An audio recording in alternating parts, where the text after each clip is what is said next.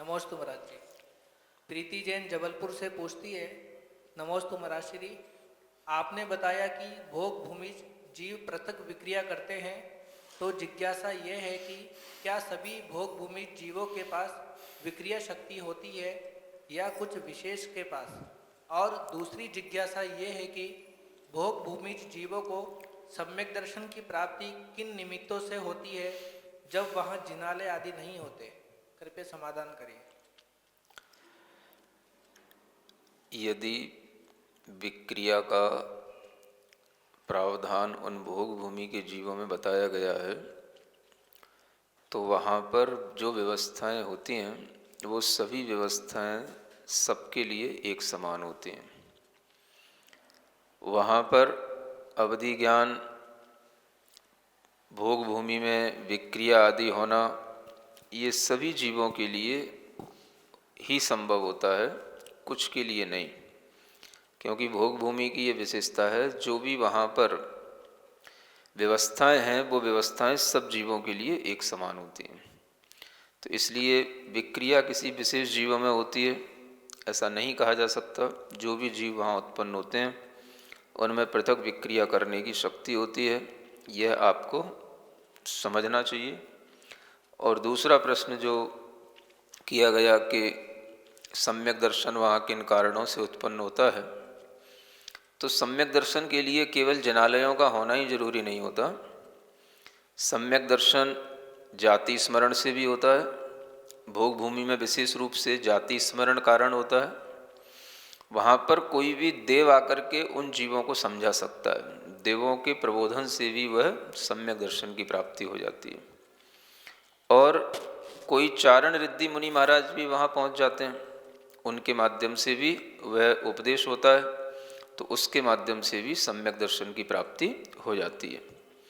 तो कुल मिलाकर के मनुष्यों में जो सम्यक दर्शन की उत्पत्ति के 3 कारण बताए हैं, उनमें देव दर्शन के बिना 2 कारण समझने चाहिए, एक धर्म उपदेश से और एक जाति स्मरण से। धर्म उपदेश चारण रिद्धिधारी मुनि महाराज भी दे सकते हैं और देव भी दे सकते हैं। चारण रिद्धिधारी मुनि महाराज के उपदेश देने का एक कथानक भगवान ऋषभ देव के पूर्व जीवन से संबंधित आता है, उसे आप पढ़ें तो आपको ज्ञात होगा कि सम्यक दर्शन भोग भूमि में भी मुनि महाराज के उपदेश से उन जीवों को प्राप्त हो जाता है। प्रेम लुआड़िया जयपुर से पूछते हैं, नमोस्तु महाराज श्री, अविरत सम्यक दृष्टि जीव जो चौथे गुणस्थान में है वो भी देव बनता है तथा व्रती भी देव बनता है, तो व्रतों का क्या महत्व है? कृपया स्पष्ट करें। देव तो सभी बनते हैं। आप अविरत सम्यक दृष्टि की और व्रति की तुलना कर रहे हैं, शायद आपको ज्ञात नहीं होगा, नहीं तो आप और नीचे की तुलना भी कर लेते हैं।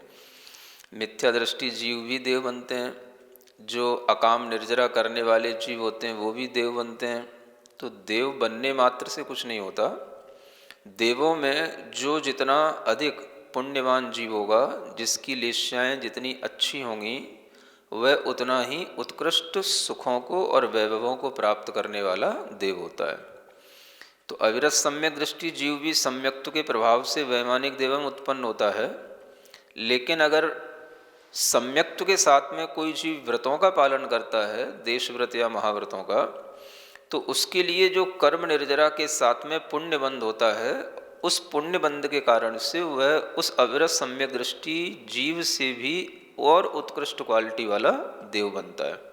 अच्छी लेश्याओं वाला, अच्छे अवधि ज्ञान विक्रिया आदि सुखों को प्राप्त करने वाला और हर तरह के इंद्रिय सुखों को अधिकता से प्राप्त करने वाला वह देव बनता है। ये इन दोनों में विशेषता जाननी चाहिए। साक्षी जैन आगरा से पूछती है, नमोस्तु महाराज श्री, चक्रवर्ती के बारे में आया कि वो पृथक विक्रिया करते हैं, किंतु कभी शास्त्रों में भरत चक्रवर्ती आदि चक्रवर्तियों की विक्रिया करते हुए रूप के बारे में नहीं पढ़ा, तो कृपया स्पष्ट करें कौन चक्रवर्ती विक्रिया करते हैं? किसके बारे में नहीं पढ़ा? धूप के बारे में? भरत चक्रवर्ती आदि चक्रवर्तियों की विक्रिया करते हुए रूप के बारे में नहीं पढ़ा। रूप के बारे में नहीं पढ़ा। मतलब यह है कि उनमें विक्रिया करने की शक्ति होती है, इस तरह का कथन सभी सिद्धांत ग्रंथों में उपलब्ध होता है। पुराण ग्रंथों में अगर कहीं कोई इस तरह का उनके लिए उल्लेख नहीं है तो भी इसका मतलब ये नहीं समझना चाहिए कि उनमें उसका अभाव है। उल्लेख हर चीज़ का नहीं हो सकता, और कहीं कहीं इस तरह से उल्लेख आपको उपलब्ध भी हो जाएगा कि वह अपनी रानियों के साथ में सुख को उपलब्ध हो रहे हैं, तो वह सुख की उपलब्धि का कारण क्या होगा? एक साथ 96,000 रानियों के साथ सुख प्राप्त करने का अगर कोई कारण बनेगा तो वह पृथक विक्रिया के बिना कभी भी संभव नहीं है। तो इसी से जो है उस चक्रवर्ती के सुख की प्राप्ति उस विक्रिया रिद्धि के माध्यम से होती है, ऐसा समझ लेना चाहिए। और यह किस चक्रवर्ती के होता है, किसके नहीं होता, ऐसा कोई भी नहीं कथन मिलता। सबके लिए, सभी चक्रवर्तियों के लिए यह पृथक विक्रिया की शक्ति होती है और सभी चक्रवर्ती इस तरह से ही विक्रिया करते हैं, ऐसा ही हमेशा धारणा में बनाना चाहिए। परमिला जैन जयपुर से पूछती है, नमोस्तु गुरुवर, अनंत परमाणुओं से एक वर्गणा बनती है, स्कंद भी परमाणुओं का समूह होता है, तो वर्गणा व स्कंद में क्या अंतर है? वैसे तो वर्गों के समूह का नाम वर्गणा कहा जाता है, और वर्ग जो होते हैं वो समान अविभागी प्रतिच्छेद वाले पुद्गल परमाणुओं के माध्यम से बनते हैं। मतलब यह है कि स्कंद का ही एक भेद आपको वर्गणा समझना चाहिए। वर्गणाएं 23 प्रकार की होती हैं, ये सब स्कंधों के ही भेद होते हैं। वर्गणा माने पुद्गलों का, परमाणुओं का वह समूह, तो पुद्गल परमाणुओं के समूह को ही वर्गणा कहा जाता है। जैसे औदारिक शरीर की वर्गणा, आहार वर्गणा, भाषा वर्गणा, मनोवर्गणा, ये सब पुद्गल वर्गणाएं हैं। और इन पुद्गल वर्गणाओं का उल्लेख सिद्धांत ग्रंथों में 23 प्रकार की वर्गणाओं के माध्यम से मिलता है। ये सभी वर्गणाएं पुद्गल के स्कंधों के ही भेद कहलाते हैं, है ना। अगर आपने कभी पुद्गल स्कंधों के भेद सुने हो तो जो 6 प्रकार के भेद होते हैं, स्थूल स्थूल, स्थूल फिर स्थूल सूक्ष्म, सूक्ष्म स्थूल, फिर सूक्ष्म और सूक्ष्म सूक्ष्म, इस तरह के भेदों में जो वर्गणाएं हमारी इंद्रियों का विषय नहीं बनती, वो भी सूक्ष्म स्थूल भेदों में आती हैं। तो ये स्कंदों के भेदों में ही इनका अंतर्भाव होता है। इस तरह से आपको समझना चाहिए।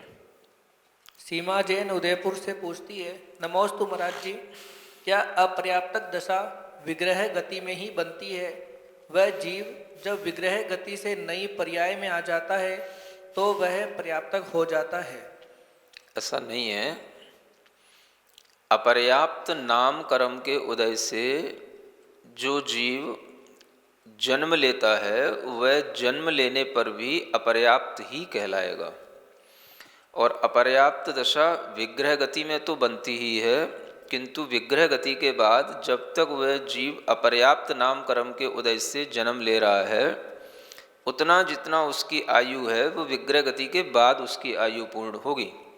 अगर वह आयु मान लो श्वास का 18वां भाग भी है तो वो आयु विग्रह गति में पूरी नहीं हो जाएगी। वो आयु जहाँ उसको जन्म लेना है, जिस इंद्रिय वाले जीव में जन्म लेना है, जिस उसको काय में जन्म लेना है, वहाँ पहुँच कर के ही वह अपनी उस क्षुद्र आयु को पूर्ण करेगा। तो अपर्याप्त दशा केवल विग्रह गति में ही होती है, ऐसा नहीं मानना चाहिए। वह जन्म लेने पर भी अपर्याप्त नाम कर्म के उदय से वह एक अंतर मुहूर्त तक वह दशा संभव है, और उस अंतर मुहूर्त के कई भेद होते हैं, वो उसकी आयु के ऊपर निर्भर करेगा। अजय जैन नोएडा से पूछते हैं, नमोस्तु महाराज, भोग भूमि में शरीर का उत्कृष्ट संचय उत्तम भोग भूमि में बताया।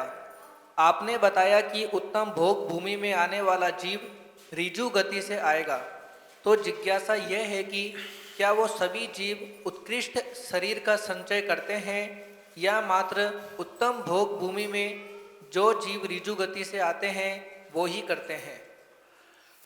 यह स्वामी का कथन किया जाता है। भोग भूमि में उत्कृष्ट संचय करने वाला जीव कौन होगा? उत्कृष्ट संचय का स्वामी कौन होगा, तो स्वामी का कथन करते हुए जो उत्कृष्ट संचय करने वाला जीव होगा उसी के लिए ऋजु गति से उत्पन्न कराया जाएगा।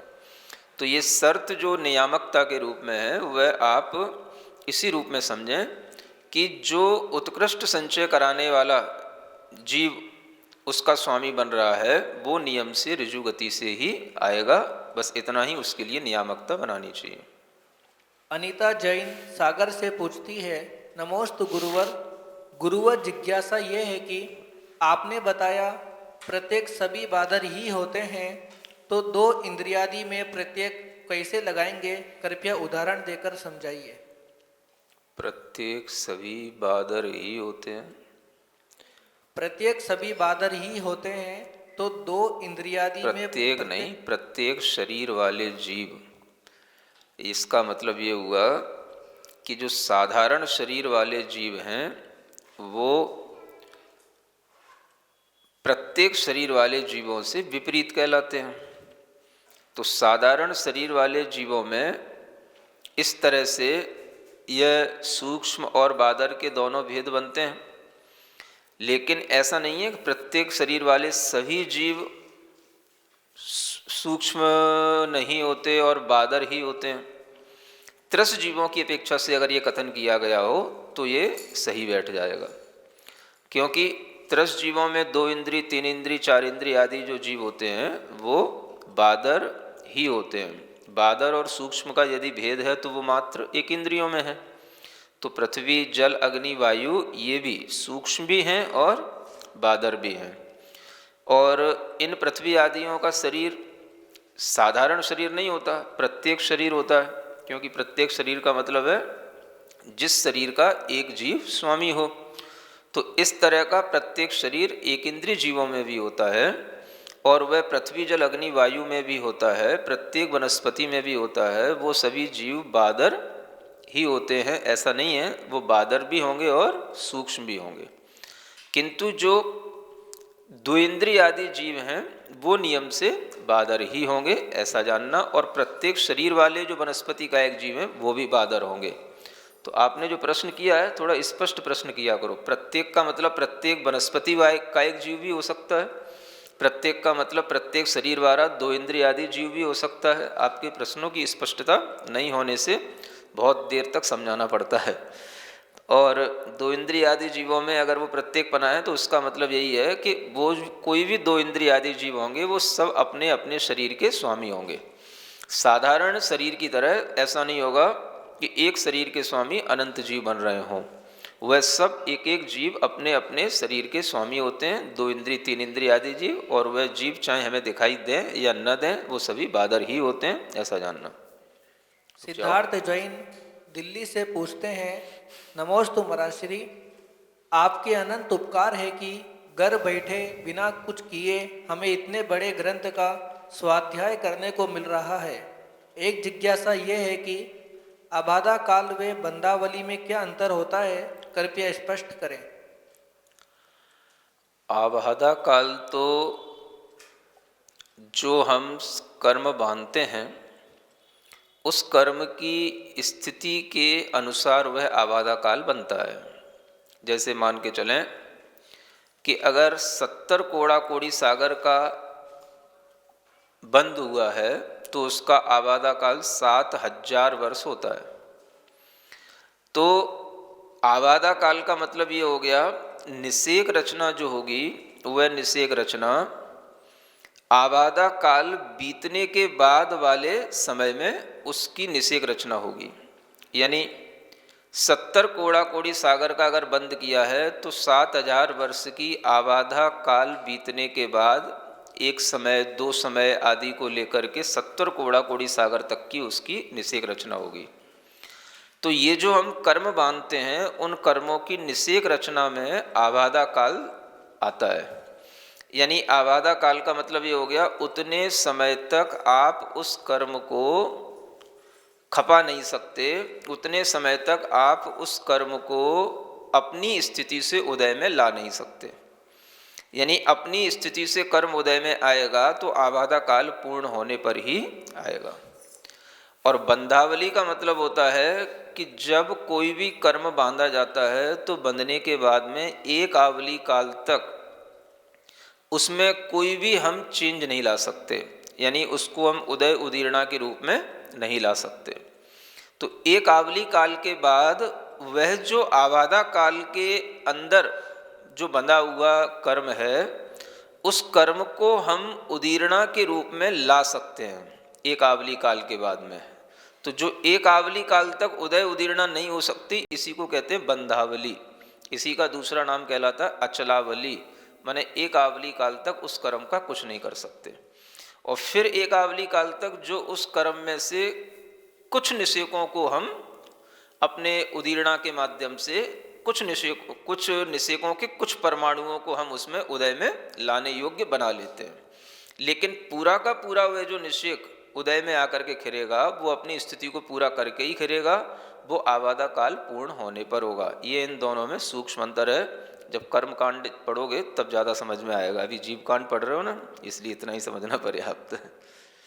शशि जैन गुड़गांव से पूछती है, नमोस्तु गुरुवर, जिज्ञासा यह है कि मनः प्रिय ज्ञान उपसम सम्यक दर्शन के काल में क्यों नहीं होता, क्या कारण है, कृपया स्पष्ट करें।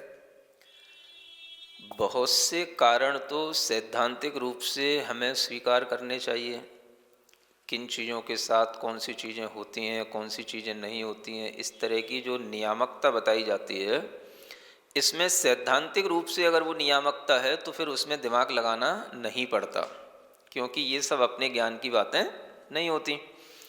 जिन चीज़ों के साथ जो चीज़ें हो सकती हैं, जिनके साथ में जो चीज़ें नहीं हो सकती हैं, उन सबका जो विधि या निषेध होता है वो सब सिद्धांत से ही हमें जानना होता है और उसे उसी रूप में स्वीकारना होता है। तो कारण हर चीज़ का नहीं होता। उपशम सम्यक दर्शन में मनः परे ज्ञान होने की संभावना इसलिए भी नहीं बनती कि प्रथम बार जब कोई जीव उपशम सम्यक दर्शन प्राप्त करता है तो उसे प्रथमोपशम सम्यक दर्शन कहते हैं, और उस उपशम सम्यक दर्शन के साथ मनः परे ज्ञान संभव ही नहीं है, क्योंकि मनः परे ज्ञान की उत्पत्ति केवल और केवल जो है विशेष रूप से रिद्धिधारी मुनि महाराजों को ही होती है। तो वह सब रिद्धिधारी मुनि महाराज होने के लिए उन्हें तपस्या चाहिए, टाइम चाहिए। प्रथमोपशम सम्यक्त तो पहले हो ही चुका होगा। अगर हम द्वितीयोपशम सम्यक्त की बात करें तो उस रिद्धि के साथ में वह द्वितीयोपशम सम्यक्त भी मना किया गया है, क्योंकि उस सम्यक्त के साथ में वह मनः परे ज्ञान नहीं होगा, क्योंकि जब मनः परे ज्ञान होगा तो द्वितीयोपशम सम्यक दर्शन का क्या काम है, क्योंकि द्वितीयोपशम सम्यक दर्शन श्रेणी पर उन्मुख होने वाले जीव के लिए होता है। तो उस समय पर वो मनः परे ज्ञान लगाएगा तो है ही नहीं, तो मनः परे ज्ञान का उपयोग उसमें होगा ही नहीं। तो मनः परे ज्ञान का क्षयोपशम होना और मनः परे ज्ञान का एक उपयोग होना, इन दोनों चीज़ों में अंतर हो जाता है। तो मनः परे ज्ञान इसलिए जो है वह उपशम सम्यक दर्शन के साथ में नहीं बनता। तो जिन जीवों को मनः परे ज्ञान होता है वह उपशम श्रेणी तो चढ़ सकते हैं, लेकिन वह उपशम सम्यक दर्शन के साथ में कभी भी मनः परे ज्ञान का प्रयोग नहीं कर सकते हैं, ये आपको समझ लेना चाहिए। शशि जैन पटियाला से पूछती है, नमोस्तु गुरुवर, आपने बताया कि कुअवधि ज्ञान संगी पंचेंद्रियों को ही होता है, तो क्या त्रियंचों में भोग भूमि और कर्म भूमि दोनों में होता है, और भोग भूमि में जीव के कौन कौन से ज्ञान होते हैं? भोग भूमि में जीवों के लिए 6 ज्ञान होते हैं। मिथ्या दृष्टि जीव होंगे तो कुमति कुश्रुत विभंग ज्ञान होगा, और सम्यक दृष्टि जीव होंगे तो उनके मति ज्ञान श्रुत ज्ञान अवधि ज्ञान होगा। तो वह भोग भूमि जीवों में मनुष्यों के लिए जो व्यवस्था है वो व्यवस्था त्रियंचों के लिए है, इसलिए त्रियंचों के लिए भी अगर वो मिथ्या दृष्टि हैं तो उनके लिए भी वह अवधि ज्ञान विभंग अवधि ज्ञान वहाँ संभव है, इसमें कोई बाधा नहीं है। कमल जैन दिल्ली से पूछते हैं, नमोस्तु गुरुवर, जिज्ञासा यह है कि विधेयक क्षेत्र में जन्म मिथ्यात्व के साथ ही क्यों होता है? आप आधा अधूरा सुनते हैं इसलिए इस तरीके के प्रश्न उत्पन्न होते हैं।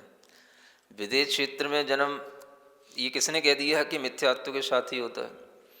वो तो केवल यहाँ से जन्म लेने वाले मनुष्य के लिए कहा जाता है कि जो मनुष्य से मनुष्य में जन्म ले रहा है, इस पंचम काल में इस भरत क्षेत्र से कोई मनुष्य जन्म लेगा, या पंचम काल जहाँ ऐरावत आदि क्षेत्रों में चल रहा है वहाँ से कोई मनुष्य जन्म, अगर फिर से मनुष्य बनेगा तो मनुष्य से मनुष्य आयु का बंध मिथ्यात्व के साथ ही होता है, क्योंकि सम्यक दर्शन के साथ नियम से वह देवायु का ही बंध करेगा। तो विदेह क्षेत्र में मनुष्य बनने के लिए सभी को मिथ्या दृष्टि होना जरूरी नहीं है। ऐसा कहोगे तो फिर विदेह क्षेत्र में देवों से उत्पन्न होने वाले सम्यक दृष्टि फिर कहाँ उत्पन्न होंगे। तो सम्यक दर्शन के साथ देवों से अनेक तरह के देव मनुष्यों में उत्पन्न होते हैं विदेह क्षेत्रों में, और वो हमेशा चतुर्थ काल वहाँ चलता है, और वहाँ सम्यक दर्शन के साथ ही उत्पन्न होने वाले जो देव हैं जिनके लिए अभी वर्तमान का या पंचम काल यहाँ पर आने के योग्य नहीं है, तो वो सारे देव वहीं जा कर के उत्पन्न होते हैं। तो आप पूरी बात सुन कर के समझ कर के ही जो है आगे बढ़ा कीजिए। फिर भी ठीक है, कन्फ्यूजन हो सकते हैं, लेकिन वह जो प्रसंग चल रहा है उस प्रसंग को आगे पीछे भी सुना कीजिए कि किस प्रसंग में क्या बताया जा रहा है। छोटी सी बात आपने पकड़ ली कि विदेह क्षेत्र में तो मनुष्य जो है मिथ्यात्व के साथ उत्पन्न होते हैं, तो वो प्रसंग क्या चल रहा होगा, यहाँ के मनुष्यों की बात अगर की जा रही होगी तो उसकी अपेक्षा से जानना। संयम जैन दिल्ली से पूछते हैं, नमोस्तु गुरुवर, ज्ञान मार्गणा में श्रुतज्ञान के 20 भेद बताए हुए प्रत्येक के साथ समास क्यों जोड़ते हैं, जैसे पर्याय पर्याय समास, यहाँ समास का क्या अर्थ है? पर्याय पर्याय समास, ये समास शब्द का मतलब है जो उस श्रुतक ज्ञान के भेद हैं, एक भेद के बाद में जब तक दूसरा भेद प्राप्त नहीं हो जाता उसके बीच के जितने भी वो ज्ञान के क्षयोपशम के भेद हैं वो समास में आएंगे, उसका नाम समास है ना। जैसे पर्याय के बाद आता है अक्षर ज्ञान, पर्याय अक्षर पद संघात, पर्याय के बाद अक्षर आएगा, अक्षर के बाद पद आएगा, पद के बाद संघात आएगा।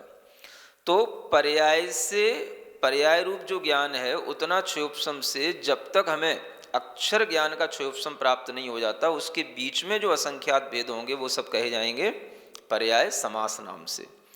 इसी तरह से अक्षर का ज्ञान हो गया, अब पर्याय समास की पूर्ति होने पर वो पर्याय समास में एक भाव, एक क्षयोपशम, एक पॉइंट उसमें जोड़ देंगे तो वो अक्षर बन जाएगा। फिर उस अक्षर से लेकर के आगे भी पद तक की जो यात्रा होगी तो उसके बीच में जितने ज्ञान के क्षयोपशम होंगे वो सब कहलाएंगे अक्षर समास।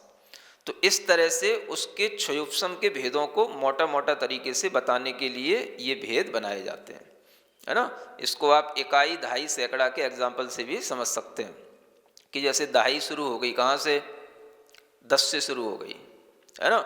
अब 10 से शुरू हुई तो 10 तो दहाई का पहला अंक हो गया, ये दहाई 10 की कहलाई। लेकिन अब 10 के बाद 11, 12 से लेकर के 99 तक ये क्या कहलाएगी, ये सब दहाई है, लेकिन इसको दहाई समास कहेंगे। और जब 100 हो गया तो 100 ये क्या हो गया, ये सैकड़ा आ गया। तो दहाई से सैकड़ा के बीच में जो भी संख्या हो गई ये क्या कहलाएगी, ये दहाई समास कहलाएगी। इस तरह से आप उसको समझ सकते हैं। समास माने उनके बीच के जो अंतर हैं उस अंतर को वहाँ समास कहा गया है। मीरा जैन गाजियाबाद से पूछती है, नमोस्तु मराश्री, आपने बताया कि शब्द भी पुद्गल हैं, तो शब्द में पुद्गल के रस, गंध आदि गुण कैसे लगाएं, कृपया समाधान करें। हर चीज का प्रैक्टिकल नहीं हो सकता। कैसे लगाएं माने अब हम आपको शब्द चखवाएंगे क्या, तब आपको समझ में आएगा कि रस होता है उसमें, कि हम आपको शब्द का कलर दिखाएंगे। आपको ये ज्ञान होना चाहिए कि कोई भी पुद्गल होते हैं स्पर्श रस गंध वर्ण वंतः पुद्गला, यानी पुद्गल जो होते हैं वो सभी स्पर्श रस गंध वर्ण वाले होते हैं। ये सिद्धांत आपको जैन विज्ञान से समझना चाहिए। और फिर उनमें किसी भी तरह के वो पुद्गल हो सकते हैं, वो स्थूल भी हो सकते हैं, सूक्ष्म भी हो सकते हैं। तो पुद्गल है तो उसमें चारों गुण पाए जाएंगे, चाहे वो स्थूल हो या सूक्ष्म हो।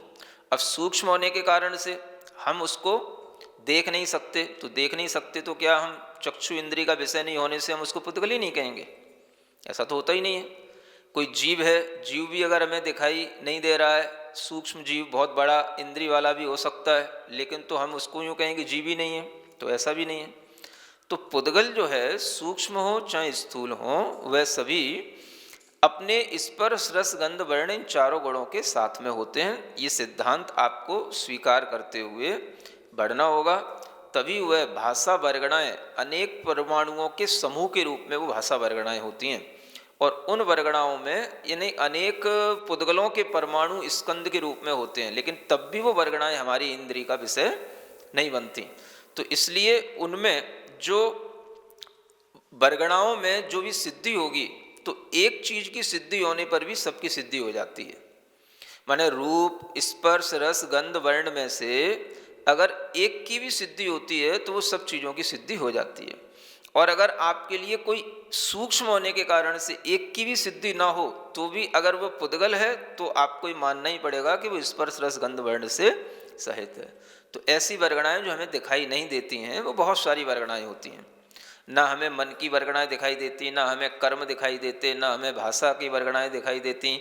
तो ये सभी वर्गणाएं जो दिखाई नहीं दे रही हैं और वो किसी भी रूप से हमारे अनुभव में भी नहीं आ रही हैं, ना उनका हमें कोई स्पर्श महसूस होगा, ना रस, ना गंध, ना रंग, तो ये सब होते हुए भी हमें ये सिद्धांत से ही स्वीकार करना होगा, चूंकि ये पुद्गल हैं इसलिए ये स्पर्श रस गंध वर्ण से सहित हैं।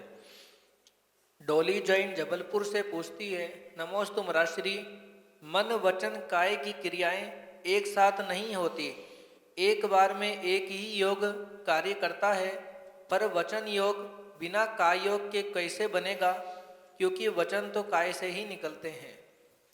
आपके प्रश्न में ही अंतर स्पष्ट हो जाता है। आपने प्रश्न किया कि वचन काय योग के बिना नहीं होता, काय से निकलते हैं, तो आप ये जान लें कि काय और काय योग में अंतर होता है ना। काय तो हो गई अपना ये शरीर, और काय योग हो गया जो उस समय पर योग के माध्यम से वह उस काय की वर्गणाओं को ग्रहण करता है, वो कहलाता है काय योग। तो जब वचन योग होगा तो उस समय पर वह काय संबंधी वर्गणाओं को ग्रहण नहीं करता। यह प्रक्रिया इतनी सूक्ष्म होती है कि हमें योगों का परिवर्तन समझ में नहीं आ सकता, लेकिन वह योग हमें एक साथ हो रहे हैं ऐसा लगता है। वह अंतरंग में जो परिवर्तन होता है वो परिवर्तन बहुत सूक्ष्म रहता है, वो अपने अपने टाइम पर रहता है, अंतर अंतर मुहूर्त काल के लिए वो होता है। तो जिस समय पर आप बोल रहे हैं उसका मतलब ये ना समझें कि जब से आपने बोलना शुरू किया तो काय का सहारा लिया, श्वास, पेट, कंठ, मुंह आदि, दांत आदि के सहारे से आपने कोई शब्द निकाला, तो निरंतर कोई उसमें काय का योगी चलता रहेगा या निरंतर वचन का योगी चलता रहेगा, ऐसा नहीं है। वो योग तो भीतर चल रहा है, वो आपकी पकड़ में नहीं आएगा, लेकिन जो प्रक्रिया बाहर चल रही है उससे आप ये समझ सकते हो कि इसमें काय योग भी है और इसमें वचन योग का भी अवसर आ रहा है।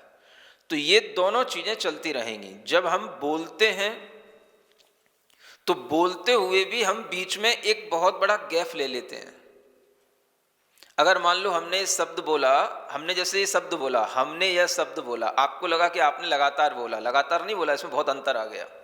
हमने यह शब्द बोला, हम अगर कितना भी फास्ट बोलेंगे तो भी उसमें बहुत बड़ा अंतर होगा। वो अंतर अगर आपके दिमाग में नहीं आ रहा है तो वो सूक्ष्म यंत्रों के माध्यम से अंतर समझ में आएगा।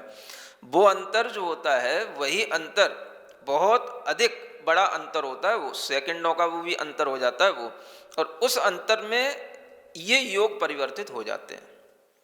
तो वचन योग चलते हुए भी, माने वचन की प्रक्रिया चलते हुए भी काय की प्रक्रिया अगर चलती है तो उस काय के साथ में आप ये ना समझें कि काय योग से ही वचन योग निकल रहा है। जिस समय वचन योग का टाइम आएगा तो वचन वहां पर बनना शुरू होता है, काय योग का टाइम आता है तो वहां पर काय योग संबंधी वर्गणाएं आ जाती हैं। तो ये दोनों अलग अलग समय पर आत्मा में घटित होते हैं। स्थूल होने के कारण से ऊपर से हमें एक समान लगता है, लेकिन भीतर इनके फंक्शन अलग अलग चलते हैं। मधुलता जैन नोएडा से पूछती है, नमोस्तु महाराज, जब समव शरण में कोई विशेष श्रावक भगवान से प्रश्न करता है तो भगवान उनके प्रश्नों को कैसे सुनते हैं, क्योंकि वे तो इंद्रियों से रहित हो गए, कृपया समाधान करिए। ये तो आपको पहले भी बताया है कि भगवान से पूछा जाता है, समोसरण में पूछा जाता है, ये तो उस स्थान विशेष पर आप उपस्थित हैं इसलिए नाम आता है कि हमने समोसरण में गए, हमने भगवान से पूछा। लेकिन सामान्य श्रावकों के प्रश्नों का उत्तर गणधर परमेष्ठी ही देते हैं। भगवान इंद्रियातीत हैं, इसलिए हर किसी के प्रश्नों का उत्तर ना वो देते हैं और ना वो सुनते हैं। तो ये आप स्पष्ट मान के चलिए कि भगवान के निमित्त से किसी समय पर वो वाणी खिर सकती है। वो वाणी का खिरना एक निमित्त नैमित्तिक संबंध पुण्य के कारण से किसी विशिष्ट जनों के साथ होगा। लेकिन अगर कोई सामान्य श्रावक कुछ भी पूछ रहा है, कोई भी सामान्य सभा का व्यक्ति कुछ भी पूछ रहा है, तो उसका उत्तर गणधर परमेष्ठी देते हैं। कहने में आएगा कि वो उत्तर भगवान ने दिया, क्योंकि वो भगवान से ही उनका डायरेक्ट कांटेक्ट है। शोभा जैन सहारनपुर से पूछती है, नमोस्तु महाराज, सिद्ध परमेष्ठी निराकार होते हैं, तो जब वो सिद्ध शिला पर विराजमान होते हैं तो उनके आत्मा के प्रदेश लोक में फैलते क्यों नहीं? किस आधार पर उनके प्रदेश एक आकार में रहते हैं? सिद्ध परमेष्ठी निराकार होते हैं, तो जब वो सिद्ध शिला पर विराजमान होते हैं तो उनके आत्मा के प्रदेश लोक में फैलते क्यों नहीं? किस आधार पर उनके प्रदेश एक आकार में रहते हैं? एक आकार में रहते हैं। आकार तो एक तभी बन जाता है जब योगों का समापन हो गया, तो आकार का परिवर्तन भी समाप्त हो गया।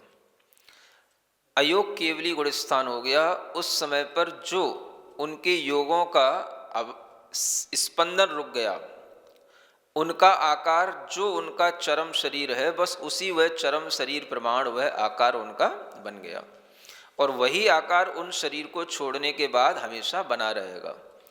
अगर वह आत्मा के प्रदेशों को हम फैलाना शुरू करें या फैलता हुआ माने, तो उसके पीछे में कारण देना पड़ेगा। और आत्मा के प्रदेश कब फैलते हैं? तो ये संकोच विस्तार स्वभाव तो संसार अवस्था में बताया गया है। ये तो कर्म के साथ जब तक संसारी जीव रहता है तब तक इस संकोच विस्तार स्वभाव के साथ में उसके आत्मा के प्रदेश शरीर प्रमाण बनते हैं। लेकिन जब वह सिद्ध हो जाता है तो उसमें संकोच विस्तार का स्वभाव कर्म के अभाव होने पर ही समाप्त हो जाता है। तो जो भी चरम शरीर होता है उससे किंचित न्यून उन शरीर के बराबर ही उस आत्मा के प्रदेशों का जो आकार बन जाता है, उसका आधार यही है कि उसमें योगों का अभाव हो गया। अब इसलिए उसमें कोई भी किसी भी तरीके का उसमें संकोच विस्तार नहीं हो सकता और योग संसार अवस्था में बने रहते हैं। कर्मों का अभाव हो गया, इसलिए भी उन आत्मा के प्रदेशों में किसी तरह का योग नहीं हो सकता और योगों के अभाव में उनमें संकोच विस्तार भी नहीं हो सकता। इस तरह से ये लॉजिक को जानना चाहिए। ब्रह्मचारिणी शिविका दीदी दिल्ली से पूछती है, ज्ञान मार्गणा में बताया गया है द्वादशांग के अंग प्रविष्ट के अंतर्गत आते हैं। अंग बाह्य में क्या आता है ये स्पष्ट नहीं हुआ, कृपया समाधान करिए। अंग बाह्यों के नाम भी शास्त्रों में दिए रहते हैं। जहाँ अंग प्रविष्ट के नाम दिए रहते हैं, अंग प्रविष्ट में आचार अंग आदि ये 12 अंग आ जाते हैं। और अंग बाह्य में सामायिक, स्तवन, वंदना, प्रतिक्रमण आदि ये सब अंग बाह्य कहलाते हैं। उत्तराध्ययन, 10 वैकालिक आदि ये सब भी अंग बाह्य कहलाते हैं। तो अंग बाह्य के ये शास्त्र होते हैं। और जितने भी शास्त्र में जैसे वर्तमान में उपलब्ध होते हैं, कोई भी श्रावकाचार हैं या कोई भी सिद्धांत ग्रंथ हैं, तो इन सबको भी अंग बाह्य समझना चाहिए। ये अंग बाह्य का मतलब होता है कि ये शास्त्र रचे तो अंगों के ही आधार पर हैं, लेकिन इस पंचम काल की अपेक्षा से कहें, अल्प बुद्धि अल्प शक्ति वाले जीवों की अपेक्षा से कहें, तो अनेक जो आचार्यों ने इन ग्रंथों की रचना उन्हीं अंगों के आधार पर की है, वो सभी ये अंग बाह्य ग्रंथों में आ जाते हैं। इस तरह से ये अंग बाह्य का वर्णन भी सभी शास्त्रों में उपलब्ध होता है, जो आप उन श्रुत भक्ति वगैरह से अथवा जीवकांड आदि ग्रंथों से अच्छे ढंग से समझ सकते हैं।